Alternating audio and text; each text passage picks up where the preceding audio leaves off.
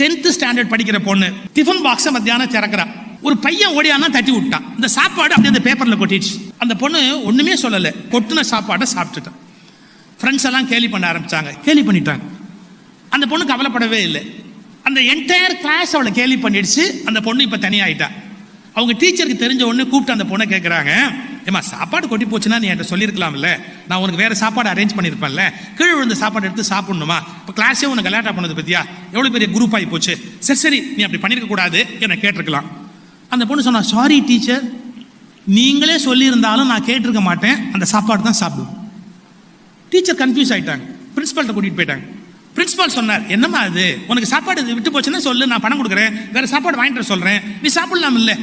Sorry sir, நீங்கள் பணம் கொடுத்தாலும் நான் சாப்பிட மாட்டேன் சார், அதை தான் நான் சாப்பிடுவேன். நீ என்ன சொல்கிற?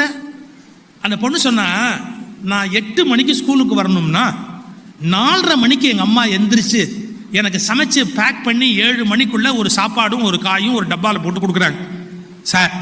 எனக்கு 8 மணிக்கு நான் ஸ்கூல்னு சொன்னால் 7:30க்கு இருக்கணும்னு 4:30க்கு எந்திரிச்சு எங்கள் அம்மா தயார் பண்ண சாப்பாட்டை கீழே கொட்டிட்டு வேற ஒரு சாப்பாடு சாப்பிட என்னால் ஜென்மத்துக்கு முடியாது சார். நான் ஒருபோதும் அப்படி பண்ண மாட்டேன். என் தாயோட உழைப்பை என்னால் அலட்சியப்படுத்த முடியாது.